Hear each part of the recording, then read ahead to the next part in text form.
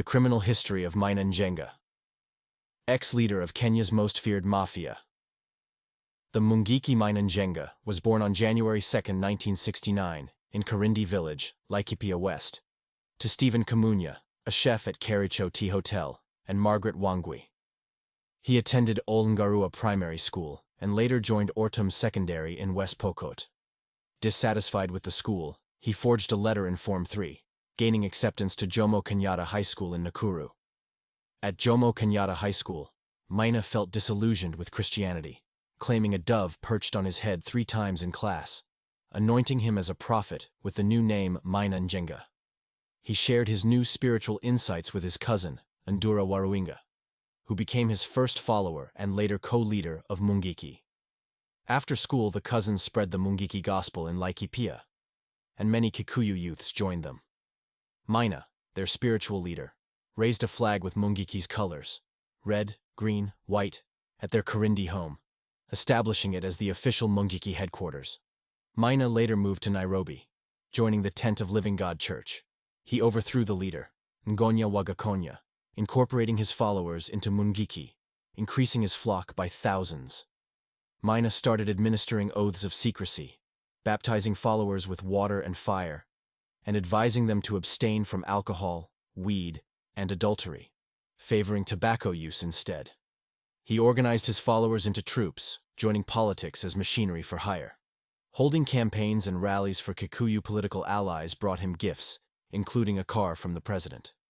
Maina was allowed to help solve problems in the rising matatu industry, creating a leadership structure that turned the religious sect into an organized crime syndicate of brutal extortionists.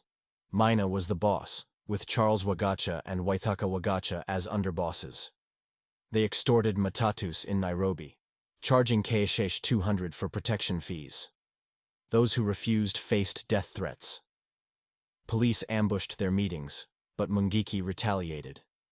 On March 3, 2002, the Kariobangi community lynched 2 Mungiki members, leading to a brutal retaliation that left 20 dead. In 2002, Police Commissioner Philemon Abongo announced a crackdown on Mungiki. Ndura Waruingi was the first leader arrested, and KANU MP David Mwenje's arrest revealed politicians' roles in funding the organization. Maina went into hiding. Mungiki members returned to rural areas, continuing extortion and violence. In January 2003, they killed 1 person in Murang'a and 20 in Nakuru over toll fees, leading to another politician's arrest. Their takeover of Matatu stages led Transport Minister Michuki to introduce Matatu reforms in October 2003, requiring crew uniforms and vehicle owner identification to curb Mungiki's influence. Maina was ultimately arrested, charged with being a member of the banned sect and murder, but acquitted due to lack of evidence.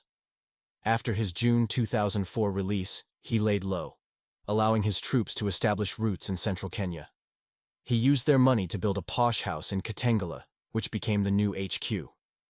In 2005, police raided the Kitengela house, finding oathing paraphernalia, but Maina escaped. He sued the AG and police commissioner for rights infringement. On February 2, 2006, he was arrested in a Ngong house, found with an unlicensed gun, and denied bail. While in Kamiti Maximum Security Prison, Maina's orders led to forceful recruitment in rural towns, with beheadings for those who refused to join, including Dominic Ngino and Nicholas Njenga. Maina claimed to have found Jesus, distancing himself from the gang.